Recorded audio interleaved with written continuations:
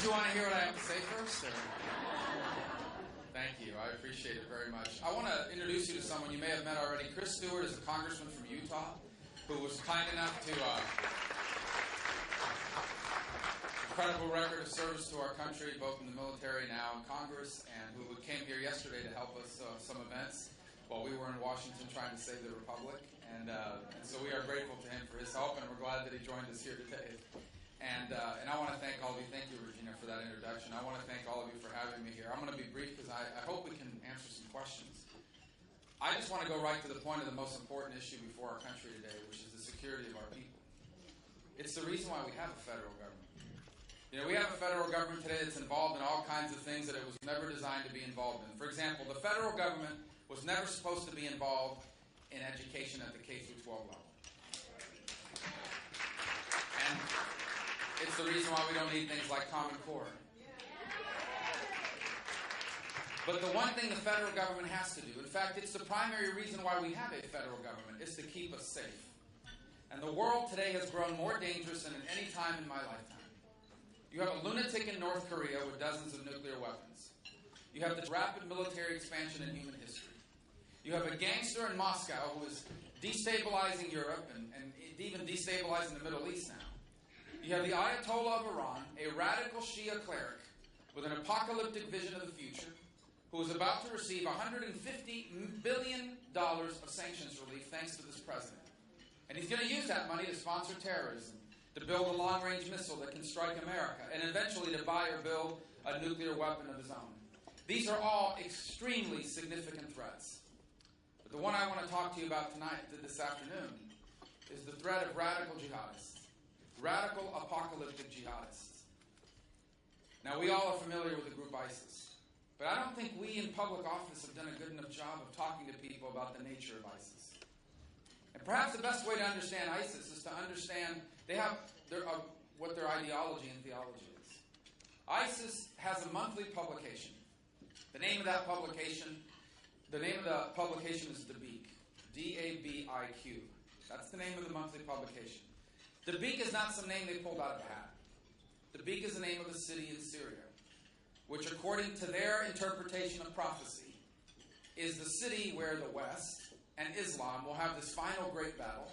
Islam will win, and the world will be governed under a caliphate. When they recruit fighters, when they attract people to their cause, what they tell them is not just that they're joining a radical jihadist group to drive America out of the Middle East. What they tell them is, you are joining the army that is going to trigger this apocalyptic showdown and the end of the world and the beginning of this new era. This is what they believe. This is what they're motivated by. This is how they attract fighters. And one of the people they attracted, one of the people that they recruited to their cause, is the woman involved in that attack in San Bernardino just 2 days ago. She pledged, it is now open source media, so we can talk about this. It has now been reported in the press. She pledged her allegiance on social media to ISIS. That's now been reported. And so all of these doubts about what happened in California 2 days ago, I don't want to hear any more about the president talking about gun control. 48 hours after this is over, they're still out there talking about gun control measures, as if somehow terrorists care about what our gun laws are. France has some of the strictest gun laws in the world, and they had no problem acquiring an arsenal to kill people. And the threat we faced in California this week is the most dangerous terrorist threat we've ever faced. And here's why. Because the other individual, the husband, was a U.S. citizen, born in the United States, lived here his entire life, had never, ever, ever done anything radical or strange that caused anyone to be suspicious of him. Never would have shown up in any database. Never would have shown up in any background screening. Never. And then within a matter of months, not just becomes radicalized, but goes from being an average, everyday person into a killer on behalf of this cause that I just described to you. We have never faced a threat like this before. It is a significant threat. And the next president of the United States better be someone that knows how to handle it, because they understand exactly what it's made of. It begins by recognizing that indeed we are at war with radical jihadists. We are at war with radical Islam, and we have been for a very long time. And if you refuse to call it for what it is, you are doing a great disservice to the American people. Because you have to understand what motivates them in order to understand how to defeat them. The ultimate way to defeat them is to not allow them to have any space on earth where they can organize themselves. Because how do they radicalize someone in California? Or in this case, a woman that he met in Saudi Arabia after first meeting her online. But how does he radicalize them? You're able to radicalize them because you have this piece of territory where you can set up offices. Do you know that ISIS sets up recruitment booths? You know, like the kind of recruitment booths that people use to get you to subscribe to a newspaper or get you to buy some product they're giving out? Well, they set out recruitment booths in Syria, in Iraq, in Libya. But beyond that, they use social media to radicalize people. They put out videos. They put out this monthly magazine, Dominick. How do they do it? Because they have an area of the world where they can operate from, safely in the case of Libya. We cannot allow them to have any safe haven in the world. And it's not just ISIS, it's Al-Qaeda, it's Al-Nusra, it's any group that aspires to kill Americans. And that's why we must rebuild the American military, so that there's no corner of this earth where it cannot reach our enemies and eliminate them before they recruit more people to their cause. And I'm not telling you that there isn't waste in the Pentagon, because there is, and we should deal with it. I am telling you we do not have $1 trillion of waste in the Pentagon. And that is how much this president wants to cut out of our budget over the next 10 years. And the result of those cuts is the oldest and smallest Air Force in our history, the oldest and smallest Navy since 1914, and an Army that's already too small being reduced by another 40,000 positions. We also need to rebuild our intelligence capabilities. We need to know more about these people than they know about us. We need to know who this guy was calling on the phone. We need to know who else they were recruiting and who else they were working with, who else they were plotting with to carry out other attacks. Because you don't just build 15 or 20 pipe bombs and leave them laying around your house. These guys had something bigger planned. Now, we don't know what set him off that particular day. Maybe that was part of a broader plot. Maybe he just decided, today's the day I'm going to do it. But these people had something much bigger than that initial attack. After they attacked, they went back home. And they went back home to get more ammunitions and more bombs to do something else. They were working on something bigger than what they carried out. And the chances are maybe they were working with other people to carry out something bigger. Who are they? Where are they? We better know. And today we may not be able to know. Because this president has weakened our intelligence programs, and you've even had some Republicans support them in that effort. It's one of the reasons why I think it's so critical that New Hampshire re-elect Kelly Aon. And I hope you will do everything you can to make sure we send her back.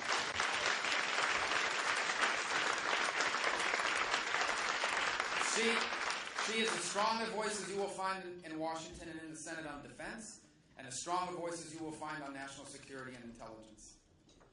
So I'm not here today to be the bearer of bad news. After all, it's the Christmas season, the holiday season. We should all be happy. And we should be optimistic about America's future. We're still the greatest nation on earth. We have great challenges. And we're going to fix them with the right leadership. But I also want us to be realistic and honest. We live in a growing and increasingly dangerous world. And the most important job the federal government does for you is try to keep us safe from those threats. And it's not doing a very good job under this president. And it doesn't help when you have a president and a political left in this country that immediately, within seconds, within minutes of this attack, began putting out tweets about gun control and gun control. Well, we need bomb control, because these people were building bombs. We need terrorist control. This is what we should be focused on. It is outrageous that even this morning they were still talking about this and refusing to call it for what it is, part of a broader war on terror. We are with war. We are at war with terror. We are at war with terrorists, and we will win that war. But it will require the right leadership with a clear mind and a strong vision and a clear understanding of the issues that we face. And if we fail to do this, we will have done a great disservice to our children and grandchildren. In fact, we will be the first Americans ever that left our children worse off than ourselves. If we leave our children a world that's more dangerous, with more radical jihadists and not less, with groups that control more territory and not less, we will be the first Americans ever that failed to do what we needed to do in a time of chaos and insecurity. But we're going to get this right. And it begins by unifying our party, and then it continues by attracting new people to our cause, people who in the past perhaps have not voted for us. But now we're going to bring them over, not by changing our principles, but by applying our principles to the challenges of our time. The belief that free enterprise and limited government and strong national security, those are our principles. They work better than they've ever worked before. we must apply them to the challenges of the 21st century. And so I hope you enjoy this season of the year. And then I know you're going to get to work to help us elect. Obviously, we're going to have a primary here, and I hope I can earn the support of as many of you as possible. I mean, ideally, all of you, but I'm going to work together. But I don't want to be greedy. But I want to earn your votes, but it's more than the presidential race. We've got to send good people to the Senate like Kelly Ayotte. We've got to win our congressional races, governor's races. These matter too. They matter a lot. School board races, the most important level of government, in my opinion, when it comes to our families. And so I hope that you'll continue to stay engaged and involved. We thank you for your activism. I know that in this room there are people that have made hundreds of calls and knocked on hundreds of doors and done so much work for our cause. It's a worthy cause. It's the cause of the future of America. And if you keep doing your part, we'll do ours. And together we will usher in a new American century. So thank you. I'll answer any questions you have.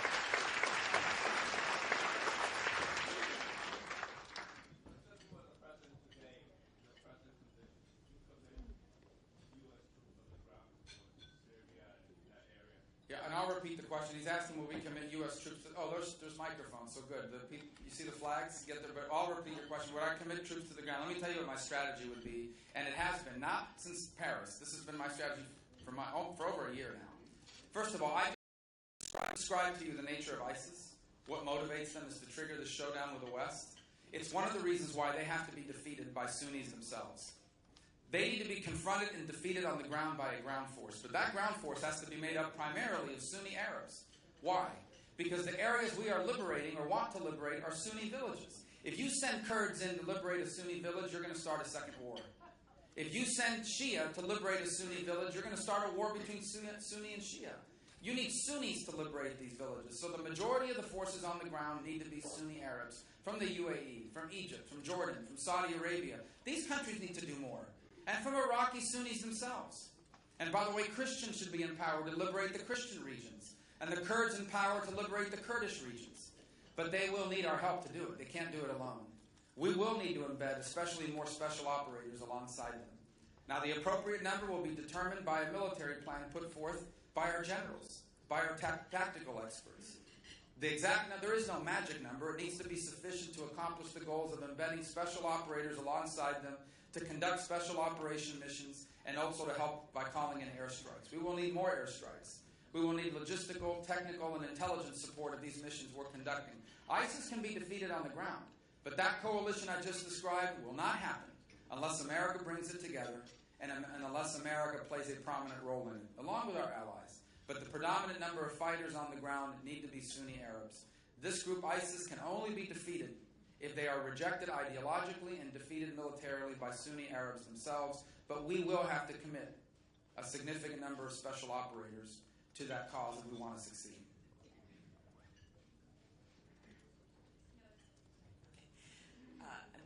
I'm Diane Bailey's my name. I just want to thank you for your comments about national defense. I have a son who was in Iraq who worked with the Kurds and really knows their problems.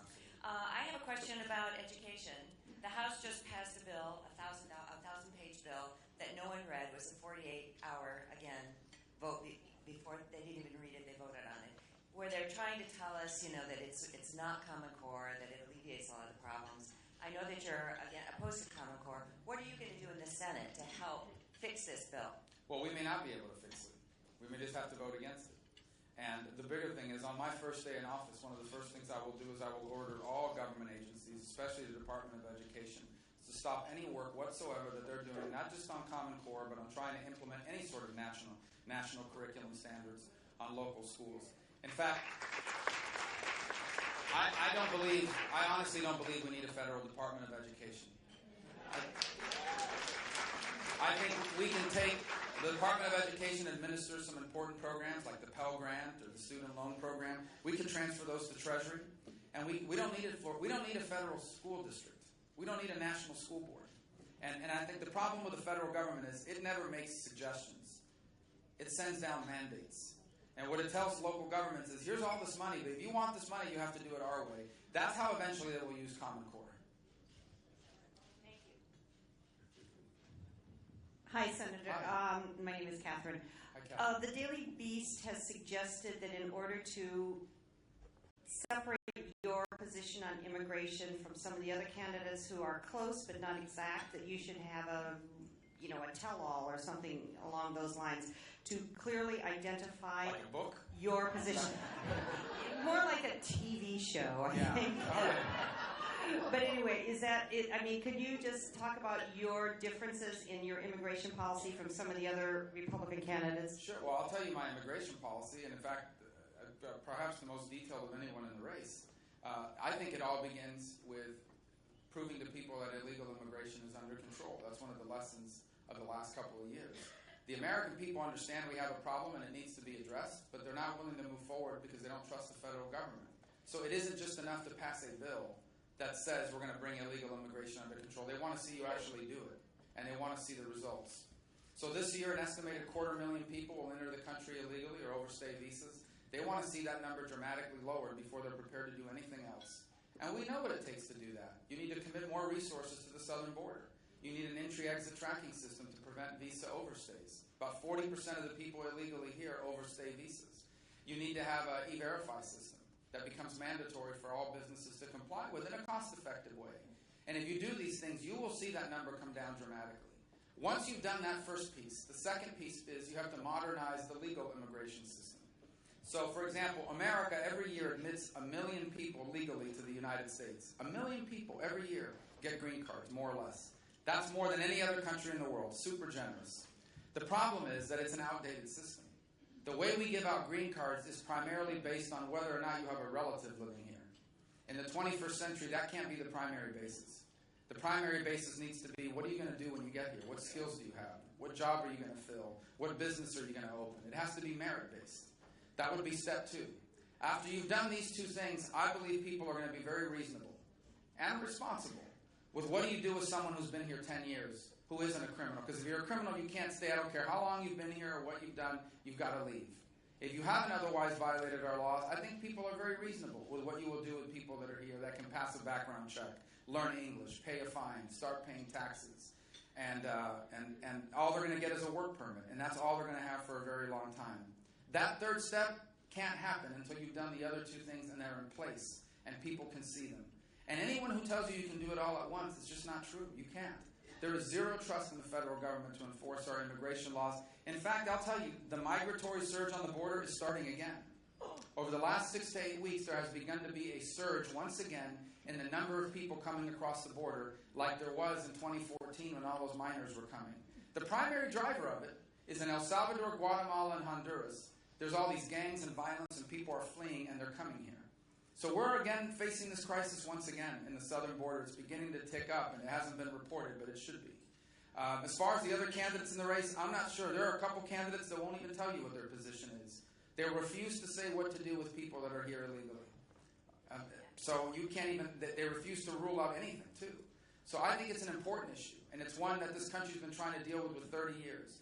This illegal immigration problem that we have 11 or 12 million people here illegally. That is the result of decisions that were made when I was in 9th grade. So this is an issue we inherited. But if we don't deal with it, it's not going to be 12 million people. It's going to be 20, and then 25. It'll continue to grow and get harder every year to deal with. Just find the microphone so we can hear your question. Hello. There's one. Yes, ma'am. My name is Jerry. I want to compliment you on the commercial that you're running now with your dad, who, by the way, should have been a male model with all due respect. But the commercial is very There wasn't a lot of openings in 1956 for that. I know, I'm sure. It's a powerful commercial, in my opinion. The idea is to beat Hillary Clinton, and I'm wondering if your campaign has looked into how Barack Obama was able to secure the presidency. He had quite an engine behind him, grassroots, that he reached everybody, including according to him, every single person in the United States. Has your campaign looked into that to see if you could beat Hillary Clinton on those same terms? Well, there's some things Barack Obama did that we won't be able to do. For example, Oprah's probably not going to endorse me. But you never know. But I don't think so. And so, look, obviously, the technology aspects of our campaign, we've invested a lot of time in because we believe that it's nothing tricky about it. It's just the way voters get their news and information today. It's amazing to me how many people today are getting information, for example, on Facebook, and younger voters on Instagram. And so these are things that we build out in our campaign, and we're constantly using that to communicate, and we'll continue to. We believe in data-driven campaigns. The notion that we need to understand not just who our supporters are, but make sure our supporters turn out on Election Day across the country. So we're investing a lot of resources into that. But I think the primary way we're going to beat Hillary Clinton is when this is all said and done in early next November, people are going to realize that the Democratic Party has become captive to radical left-wing elements in American politics. If you look at her position on issues, they are so far from the center. Forget about being in the center. So far from the center on issue after issue. And that they have completely abandoned the vast majority of Americans. The second thing that's going to be clear is if Hillary Clinton's their nominee and I'm ours, they're going to be the party of yesterday. We will be the party of tomorrow. They're going to be the party of the failed policies of the 20th century. We're going to be the party of the future, of how we apply limited government and free enterprise to the unique challenges of the 21st century. We're going to be the party that's addressing the fundamental issues of our nation today. But here's how we're going to do it, by applying our principles, not by changing them. There was this thought in Republican politics for 6 to 8 years that the only way we could win is to become more like the Democrats. I never agreed with that. That's the reason why I took on the entire Republican establishment. That's why in 2009 and 10, I literally took on the entire leadership of the U.S. Senate, the entire Republican establishment in Washington, and ran against the sitting governor of Florida for the U.S. Senate. And I was down like 50 points in the polls. The only people that thought I could win all lived in my house. And 4 of them were under the age of 10. Because they were arguing that we needed to nominate someone that was more like the Democrats. And my argument was, we already have a Democrat Party. Why do we need 2 Democrat parties? We need a Republican Party that stands for principles of free enterprise and limited government, but we need to apply those principles to the challenges people face in the 21st century. So student loans are out of control. The Democrat solution is free college. Our solution is choice, innovation, competition that allows you to get a degree, and it doesn't have to be a college degree. Why don't we train more people to be welders and airplane mechanics? Their idea is, I know you're struggling in poverty, so we're going to increase how much money we spend on these programs. Our idea is, no, we're going to grow our economy so you can find a job that pays you more money than you're making now, and you never have to depend on the government now or ever again.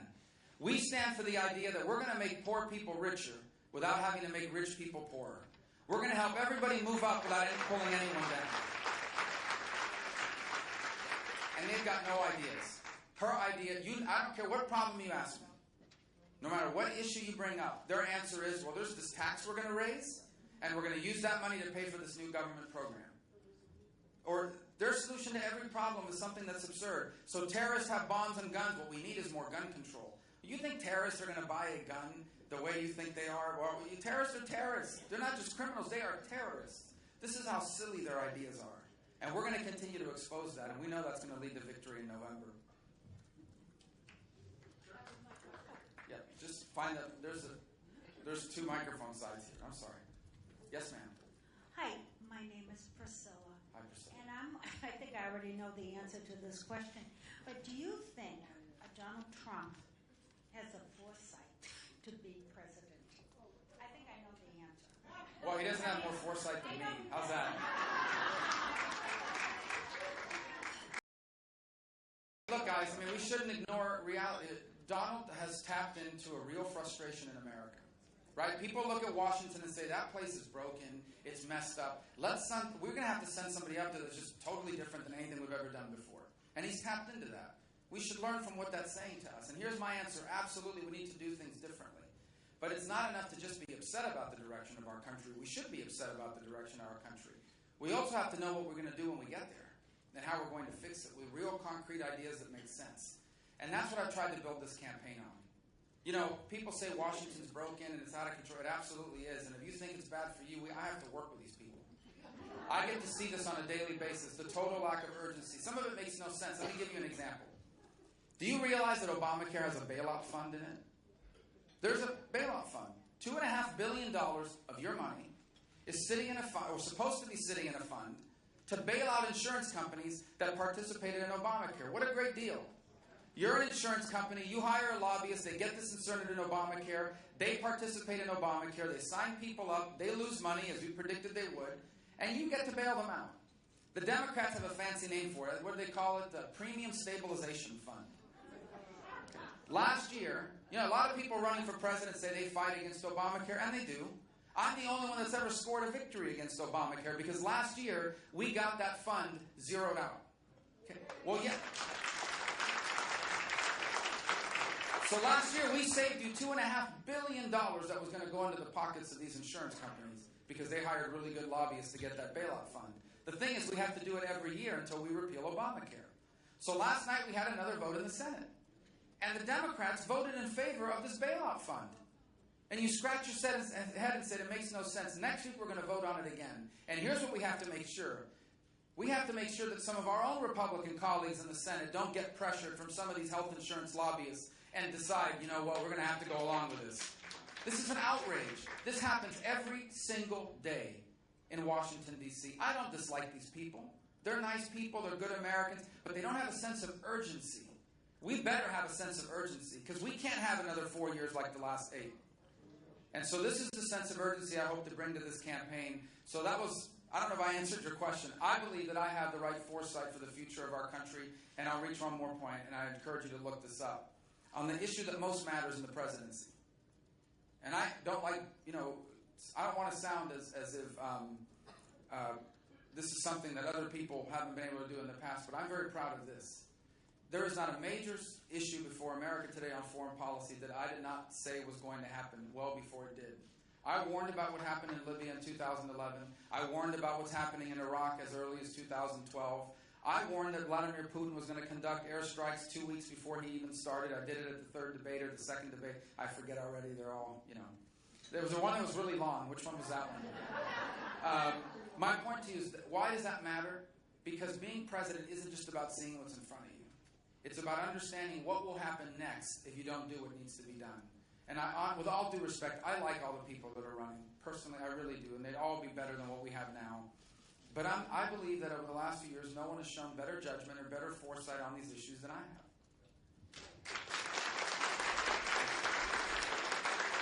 Yes, ma'am. Hello. Make sure we get this gentleman. He's got a really good question. I don't know, but I think he does. Yes, ma'am.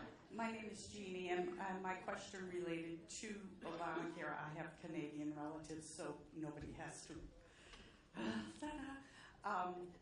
And you answered that. I know there's a lot that needs to be done in this country.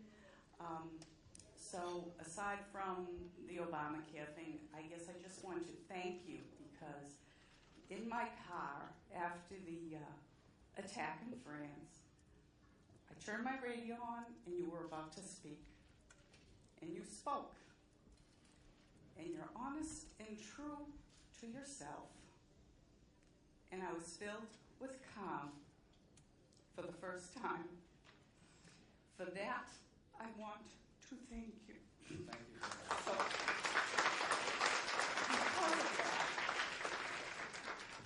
my sense is you could gather together people from varying parties and bring us back together. Obamacare needs to be taken care of.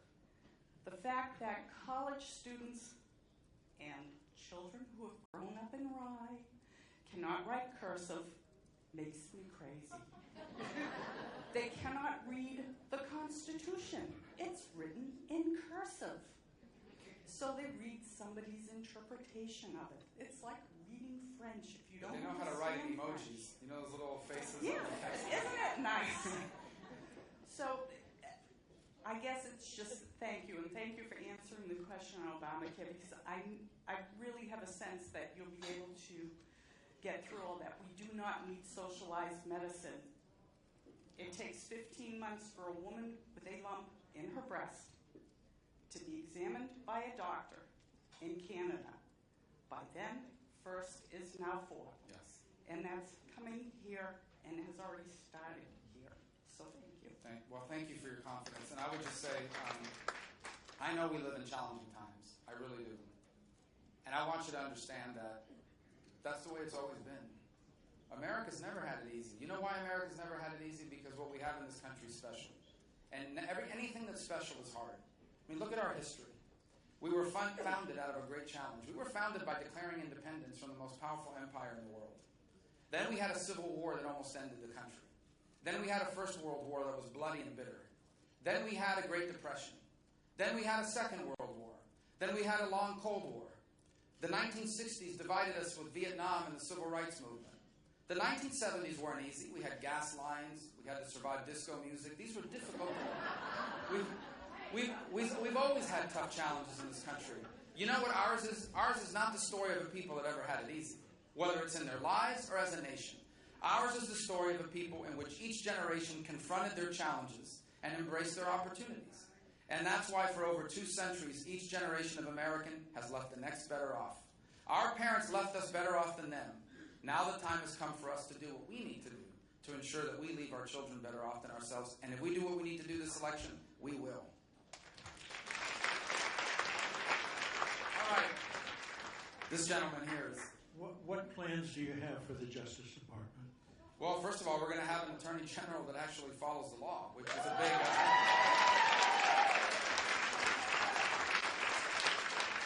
Obviously, I think one of the important things I want to see out of our Justice Department is a Justice Department that protects the constitutional rights of all Americans, including the right of people of conscience to not be forced to violate their conscience, including the right of law-abiding people to own and possess weapons that allow them to protect their property and their families. I won't use the Justice Department as a political tool to target my political opponents. And it's not just the Justice Department. I will also use the Justice Department to look at government agencies that are violating the law. So, for example, the fact that you are here today has probably means you're going to be audited by the IRS. I'm kidding. No, probably not. But my point is, you have evidence that a government agency has targeted Americans because of their political views. The Justice Department should be looking at that. And I would make one more point. You know, we're going to have a primary and it's going to be contested and people are going to say some things about each other that aren't nice. But at the end, I want you to know we're still very blessed. Okay, we're lucky. We have a lot of really good candidates. The Democrats can't even come up with one. And here's what I can say about our field. Say what you want about the Republican field. The press loves to write about how, you know, make fun of it and this, that. I'll tell you 2 things. We don't have any socialists running in the Republican Party. And we don't have anyone under FBI investigation running in the Republican Party.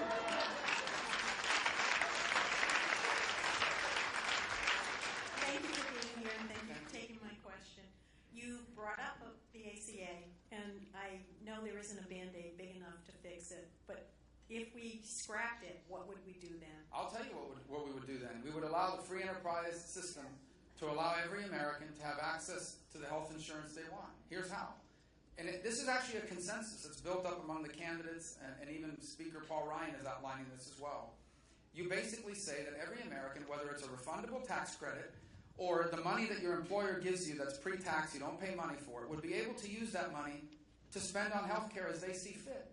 So what does that mean? That means my 29-year-old brother-in-law who thinks he's never going to die and has no children and is single, he's probably going to fully fund a health savings account and pay out of pocket to go to the urgent care center, and he's going to buy a catastrophic hospitalization plan. So if, God forbid, something goes wrong, he's covered for that. That means that I, a father of 4 and a family of 6, is going to buy more comprehensive coverage. And I'm going to get to pick from hundreds of insurance companies anywhere in the country, no matter what state they're in.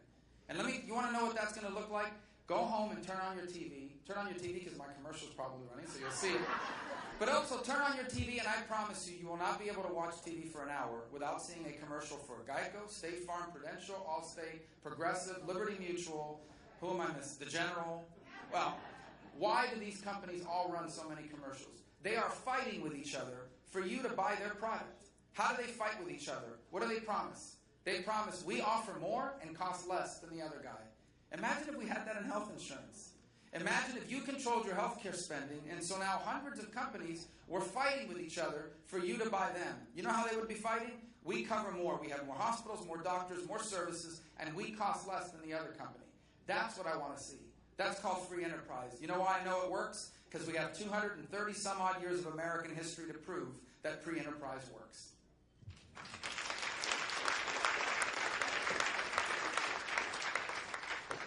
David Scott, Senator. Yes. I was very disturbed when I saw the amnesty bill because it looked like it gave to illegal immigrants more benefits than the Americans. also I saw that it included a clause that would give the president unlimited authority to bring in immigrants. We could be flooded with lots of Syrian jihadists.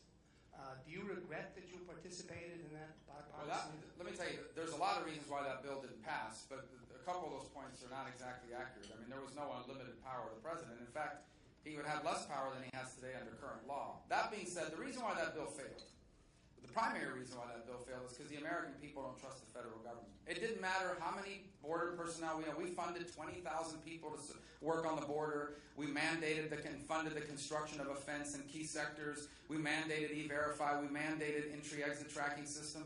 And people would say, it doesn't matter. They won't do it. They'll ignore you. And when people say that to you, you wake up and realize, you know what? These people just don't trust the federal government anymore. We're not going to be able to pass a law that does it. You're going to have to actually do it before you're going to be able to do anything else. That's the biggest lesson from that process. And that's the lesson I've taken out to everybody since 2013. Now, my hope was to produce the most conservative bill possible out of a Senate that at the time was controlled by Democrats, in the hopes that the House would make it even better and then give it to the president as a take-it-or-leave-it proposition. And what I said then came true. I said if nothing happens, the president is going to sign an executive amnesty, and he's going to force it down our throat without any security measures. And that's what he tried to do, and thank God the courts have stopped it. So that's why I tell people today, and I have standing and credibility to say this, anyone who is telling you we're going to pass comprehensive immigration reform is a liar. We don't have the votes. We don't have the confidence of the American people. And after the migratory crisis of 2014 and 2 unconstitutional executive orders, we can't do it comprehensively. It has to be done in steps, and it begins by proving to people that illegal immigration is under control. You have to prove to people, not just pass a law, you've got to prove to them that the numbers are substantially down. And if you do that, then people are prepared to be reasonable about everything else. My name is Rosanna Skaziri. I have a question which is related to how the government operates. Why can't the government run like a well-run business? It's used as an excuse so many times. I refuse to accept that answer. Yeah, well, there's a couple problems. Now, the first of all is, you're right, there are a lot of practices in business you would want to see employed in government. For example, we talked about the Pentagon and the defense budget for a moment. A lot of the growth in the defense budget is because of the growth of civilian employees, but also because of the procurement process. The procurement process I'm talking about is not new airplanes, and because we really don't have any major modernization programs anymore because the funding has been cut. It's things like how they buy paper and computers and printers. They do not buy it the way a business would. Those practices would be helpful. Obviously, very helpful. The same with our safety net program. You know, I'm as strong as a believer as there is in this country in free enterprise, but I think free enterprise doesn't work unless you have a safety net. Not as a way of life, not as a lifestyle.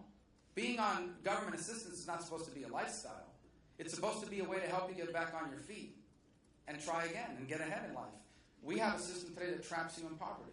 If there was a business running that, there was no way they would allow it to function that way. And so as a result, that's why I've argued that we need to take all that safety net money, give it to states and local communities so they can design programs that work. And the only requirement would be that if you're on public assistance, you either have to be working or going to school. And there's a limit on how long you can have it. Those are business principles that would work. The one thing the federal government has to do that a business doesn't is national security. That's one thing the federal government has to meet, a demand it has to meet that a business wouldn't necessarily have to. The rest of it is offering services, and in the case of the federal government, that should be very limited.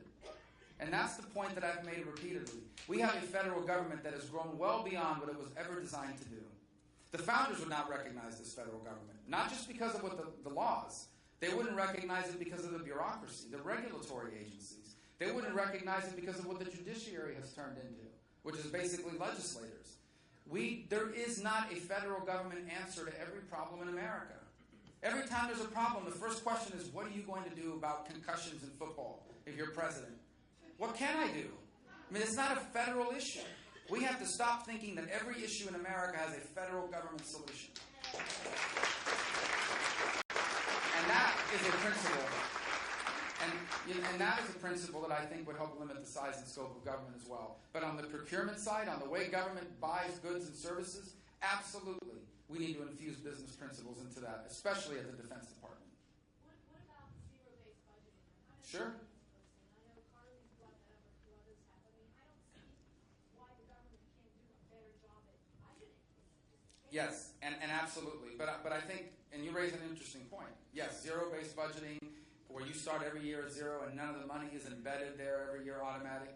But the problem is 70% of our budget today that we spend is either interest on the debt or Medicare and Social Security. And that is mandatory spending because people have paid into that system their whole lives, and now they're going to get they were promised this money because it's their money. They paid into the system. And so that is where 60 to 70% of our spending is.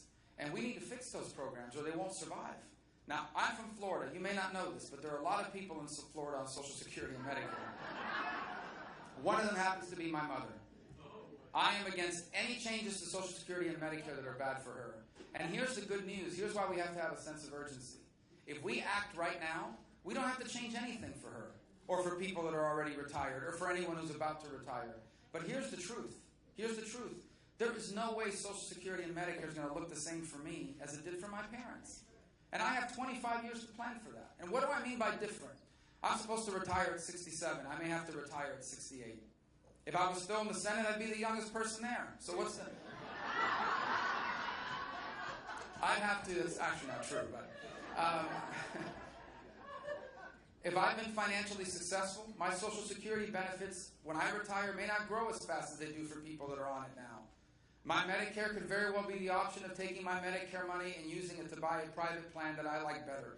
We already have that to some extent through Medicare Advantage. These are not unreasonable changes to ask of someone who's 20 years away from retirement in exchange for balancing our budgets, saving these important programs, and not having to disrupt them for people that have worked an entire lifetime. Because my mother's 85. Oops, I was supposed to say how old she is. My mother's over 80. And she can't go back to work. I can't say, well, sorry, we've got to change your benefits now. Figure out how to get an extra job. So we need to make sure that we save these programs without disrupting it for people that are on them now. And if we act now, we can. If we wait another 5 to 10 years, we won't be able to.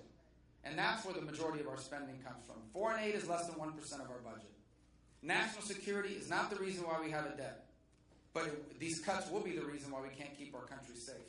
The majority of our long-term spending program is in the unfunded liabilities for future generations, and we better deal with it. This is the most predictable crisis in American history. And we refuse to deal with it. Both parties have refused to deal with it. This will be your last question. Okay, and by the way, I just saw Senator Ayotte walked in. I was bragging on you a minute ago. I wish you were here.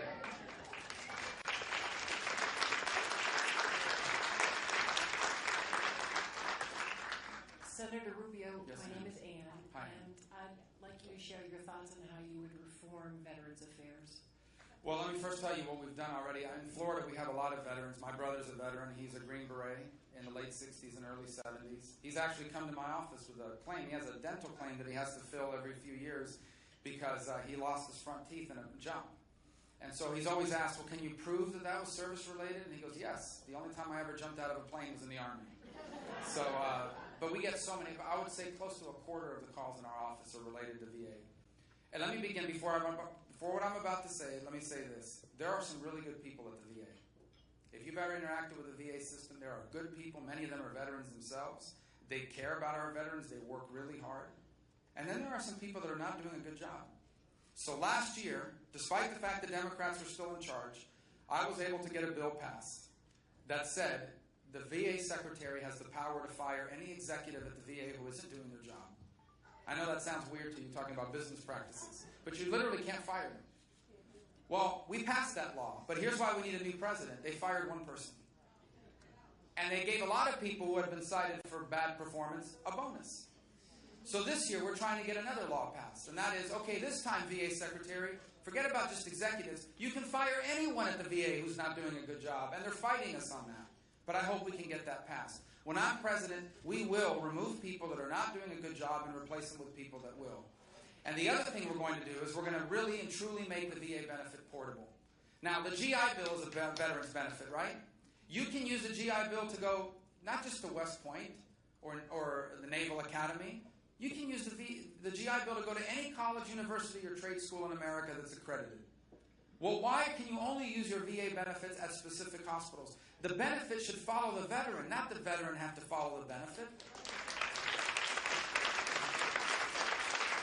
So Next week, I will roll out our comprehensive plan on this issue, but it will largely be cornerstone on the belief that veterans, if you live in a community where you don't have a VA hospital, or you live in a community where the VA hospital or the VA system cannot see you for 6 weeks, but the hospital down the street can see you next week, you should be able to take your benefit and go to the hospital down the street. The benefit belongs to you, not to the government and not to the VA. We're going to change our system to do that.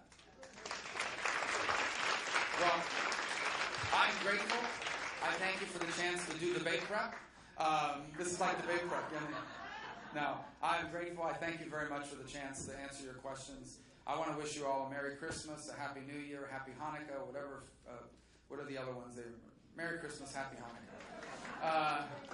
And I thank you for being so warm and kind and welcoming. I love coming here because the voters here really understand what's happening in America and the process. And I want to close by obviously asking you for your support. I want to earn it, and we're going to work really hard to earn your support. I think the future of America is bright if we do what needs to be done. And if we don't do what needs to be done, we're going to be the first generation that leaves our children worse off than ourselves. And in addition to asking you for your vote, I also ask you to do everything possible to send Kelly A. out back to the U.S. Senate. Thank you very much, and God bless you.